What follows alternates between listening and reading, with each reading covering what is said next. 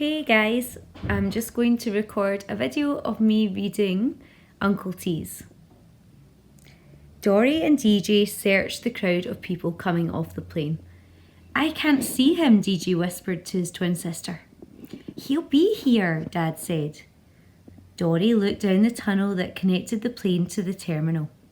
The only person coming through the tunnel was a man holding a baby. Uncle Tease didn't have a baby. He wasn't even married. I hope Uncle Tease never gets married, Dory said, thinking aloud. Me too, DJ said. Married people aren't much fun. I bet that's him, Dory pointed. The approaching passenger did look like Uncle Tease, but he was carrying a briefcase and looked very businesslike. Uncle Tease had never owned a briefcase in his life. He was always doing exciting things, like floating in a balloon or rafting down the Amazon. The next passenger was a tall man with glasses and a bushy moustache. He wore a huge cowboy hat. The man looked about the room. Then he sat down on a bench. No one else appeared in the tunnel. Where can he be? DJ asked. Dory was worried. Maybe he missed his plane. Or Mum gave us a wrong flight number, Dad said. I'd better phone her at home. Just then, the man with the cowboy hat had got up from the bench. Hi, he said. Perhaps you can help me. My niece and nephew were supposed to meet me here. They're twins, but they haven't recognized me yet. As he spoke, the man came closer, and Dory and DJ noticed the moustache looked false. Uncle Tease! DJ shouted and hugged his uncle. Uncle Tease planted the cowboy hat on DJ's head. Dory hugged her uncle too, as he stuck the moustache under her nose. Dad was laughing. Oh, Ted, you're terrible. No wonder the kids call you Uncle Tease. Uncle Tease laughed too. He took Dory and DJ's hand. Come on, he said. We have to go to the baggage claim area. Have I got a surprise for you? Humphrey.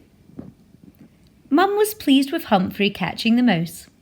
She was sure it was the same mouse which had been getting into the vegetable seeds in the shed. You're a good cat, she said and patted him. But you'll have to stay in the shed until Mrs. Johnson comes for you. Goodbye, Humphrey, Jenna whispered. She was trying not to cry. I couldn't say anything. Meow, we heard him answer loudly as Mum shut the shed door. When it was time for Mrs. Johnson to arrive, Jenna came into my room and I read her story. Jenna and I didn't want to be there when Humphrey went away. I heard the car arrive and I started to read louder. Mrs. Johnson knocked on the front door. I stopped reading. I heard Mum telling her that Humphrey had caught a mouse. Then I heard the cat cage rattling as Mum carried it out to the shed. Jenna shook my arm and tapped the book.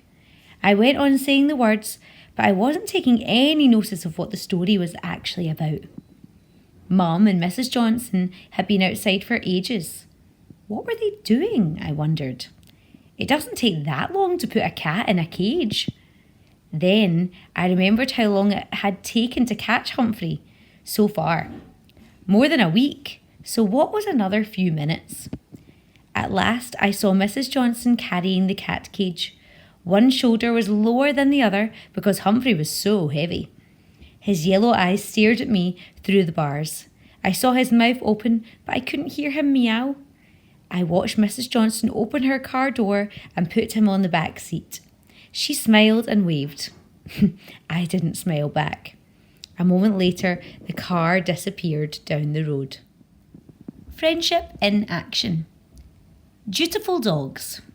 Dogs have lived and worked with people for over 12,000 years.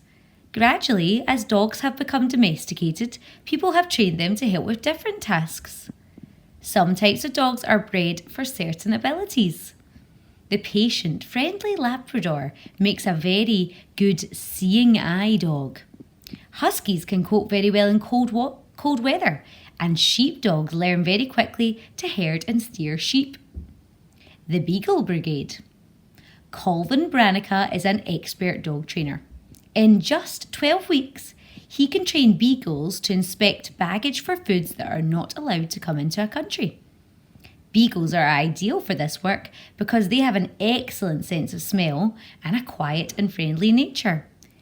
They work very well with people and inspect luggage without upsetting the traveller.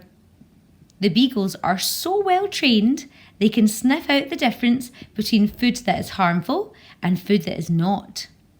They can sniff out oranges that might carry pests, but ignore orange juice, which does not. Clever.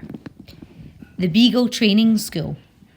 In an interview, Colvin Branica explained how he trains his beagles and the detective teams who handle them. Question: at what age are the puppies ready to start training? I begin to train the puppies when they are 49 days old. At this age, they are ready to cope with learning. Question: are all beagle puppies suitable for training?